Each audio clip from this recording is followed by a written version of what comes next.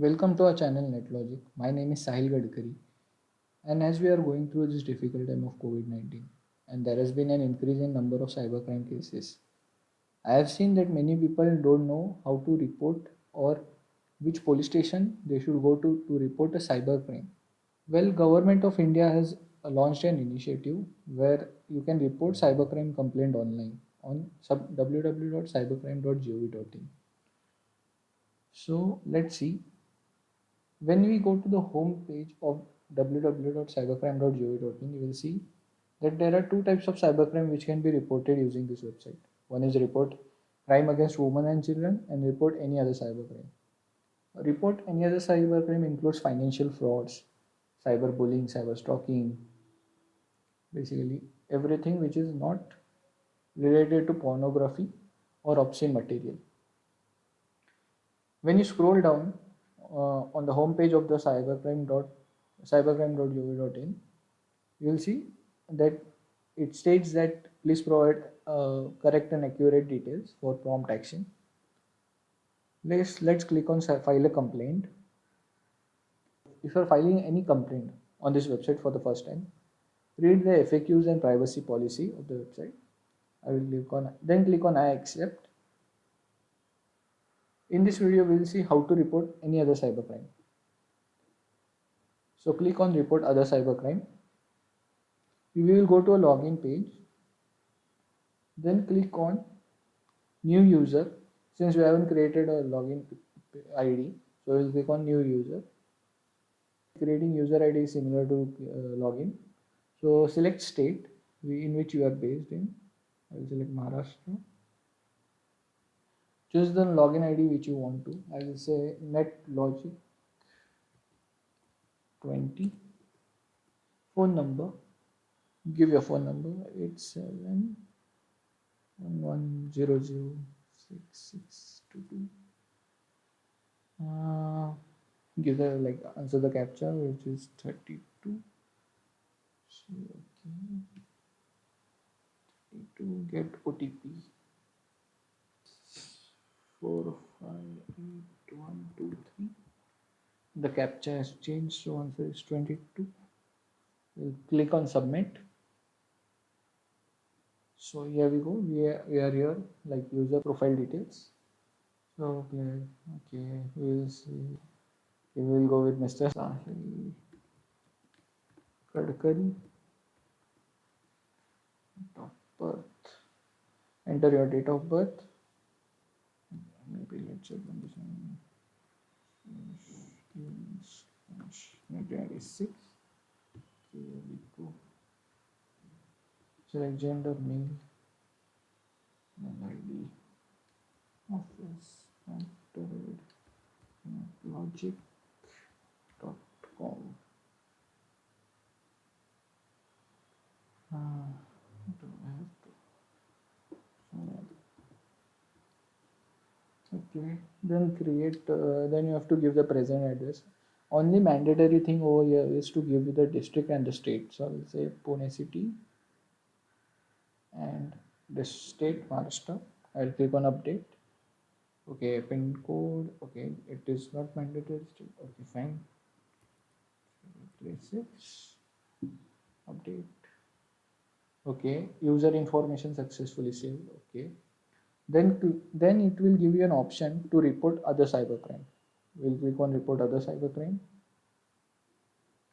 So here we see there are four tabs, which is incident details, suspect details, complaint details, and preview and subject.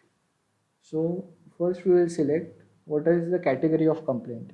Is it online and social media related crime, online financial fraud, hacking damage to computer system, online cyber trafficking, online gambling, ransomware, cryptocurrency crime, cyber terrorism, and any other cyber crime. So we'll select it is a financial fraud. Let's say when any UPI or internet banking related fraud takes place, incident takes place with related to someone, then they can select online for financial fraud. Subcategory, okay, there is an option like debit card, credit card fraud, let's select UPI fraud. Yes, I have lost money. If you have lost money, you have to provide what all things, like let's say it's which bank wallet you did you use and other details, account number, UPI ID, amount and transaction date.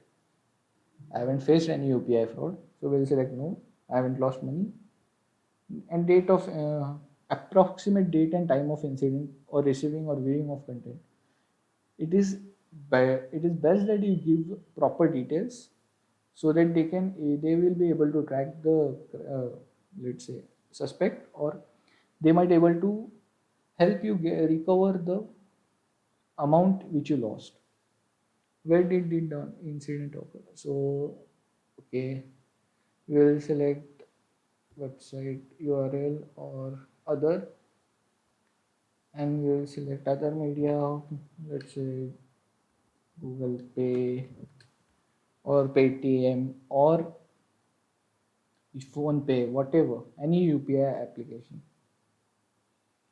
So they select, they say us, they want us supporting evidence such as, let's say okay,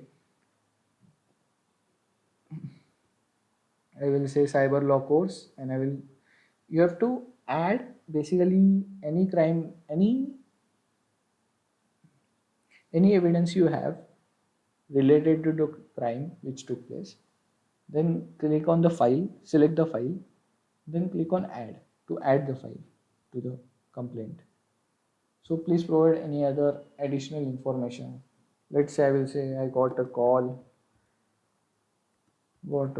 from someone asking for my UPI UPI pin, and I by mistakenly by mistake provided the pin, and now I have lost 10,000 rupees. So we'll click on save as a draft and next. Okay, it states insert at least 200 characters in additional information. So we are okay. We need some more. Okay, so don't do this while you are submitting a cyber complaint. Make sure that you provide as much as information as you can so that police will be able to help you. So we'll save as draft and next. Then we are like, we go to the next tab, suspect details, where you can add suspect name. Let's say my Sahil Gadkari. So I am the victim and I am the suspect. So I have his number because he called me from some XYZ number. I will say 1 2 3 4 5 6 7 8 9 0, and then I will click on add. I don't have a photo because it was a call, so I cannot provide a photo. I don't have address. If you guys have address or photo of the suspect, you can upload the file just by clicking choose a file. Then click on upload. Then we will save as a draft and next. Then it will ask for complainant details, which are my details basically. Since we have completed the profile before, so we won't have to do, like we won't have to submit more details over here. We might have to upload any national ID of victim. Basically, if you have Aadhaar card or PAN card, please upload the file so that they might be able to reach you. You don't know the police station, so you can just leave it blank. You just select the pin code, district, and the country and state details. So we'll click save and preview. Relationship with police. Okay. So sometimes victim can be different and complainant can be different. So here, since I am the victim and I am the complainant, So I am the victim and I am the complainant. If you are not, if you are a complainant but not a victim and you are reporting it for someone else, you can just select the relationship between you and the victim and then go ahead. I will select self preview, save and preview. Sorry. So you will see complaint and incident details. What kind of category of complaint? Online financial fraud. Is there any delay in reporting? Well, I haven't. There has been no delay. I have immediately reported the crime. Supporting evidence, I have uploaded the transaction ID or the transaction related PDF and any other things.